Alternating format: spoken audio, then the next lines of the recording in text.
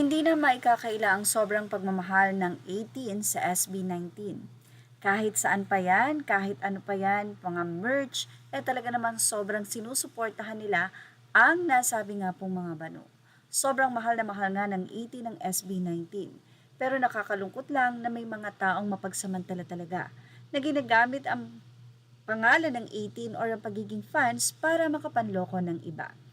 Dahil sa merch, marami talagang mga fans ang nais magkaroon ngayon para magamit sa nalalapit na konsyerto ng SB19.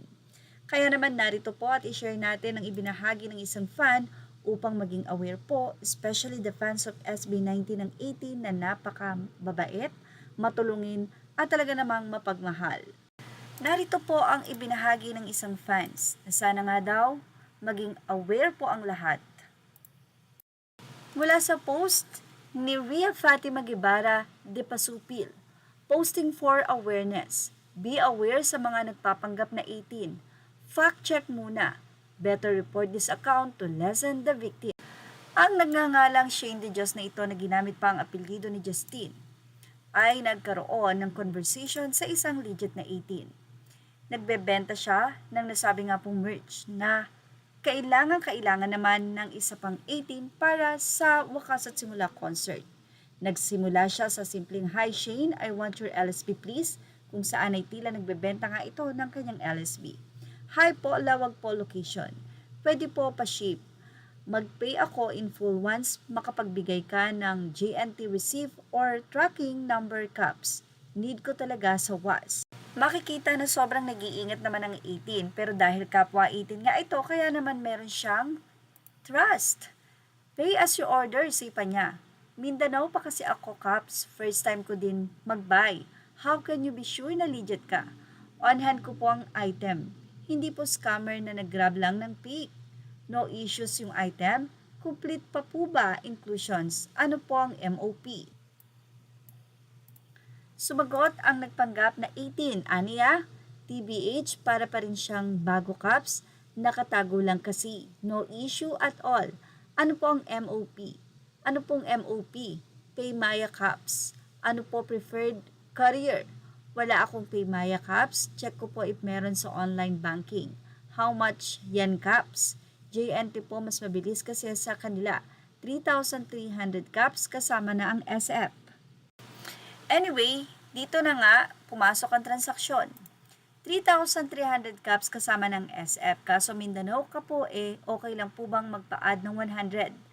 Dito ang sabi niya pa, pasenda lang po, bali ng 3,400 po kasama ng additional sa SF. Maya Philippines INC, account number niya, name Shane Ann Almedral. So eto na po, pa-check caps please. Anyway, tinanong pa ng bumibili kung when mo daw ito mapapaship. Sumagot siya at sinabing bukas po, Caps, pasend po full name, complete ad, and contact. At tinanong din ng bumibili na 18, why sell po pala? Di ka po ba manunood ng WAS? Can you send me your valid ID first before ako mag-send ng payment? So, ito na po ang sagot ng scammer na nagpapanggap na 18. "One ko mag-WAS, kaso wala pang tics at may work ako that time. Caps, sorry di ako nagsisend ng ganito. Same tayo, nag-iingat lang din po ako. Sure naman po, Caps, legit 18 po ako." Say pa niya, pero ayos lang din po. If di kaya, prep ko din sanang meet up. "Sige, Caps, say pa nito. May trust ako sa'yo. Huwag mo sana akong lulukohin, Caps, ha? Nakakatakot lang din kasi ako or natatakot lang din kasi ako. Ika nga ni Pablo, choose to be kind. Ano po pala ang inclusion?"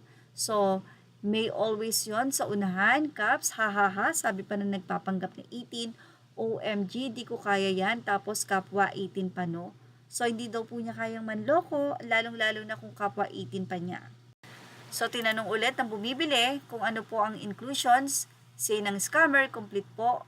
Chips, K-Ring, LSBP si Josh, pasend po full name, complete ad, and contact po. Ayan, kaya medyo talagang nakukonvince niya. Say pa ng isa, walang Pablo PC, hahaha. Tapos, ayun, sinend po ng scammer na okay daw lahat ng inclusion. So, So say po ng Caps na napakabait na nagtiwala at bumili na update siya once na ship na. Please, thanks. Sabi niya pa, super excited ako Caps. Huhuhu. Thank you so much Caps. Laking tulong po sobra. Yes po. Caps, update po kita bukas. Ayan. So, salamat Caps. Makomplete ko na talaga ang first SB19 experience ko. So, eto na nga po. Sabi niya, number po para I can take the package. Salamat Caps. Bakit wala kang update? Caps, pa-update please. Scammer ka pala. I should have known. Nag-trust pa naman ako.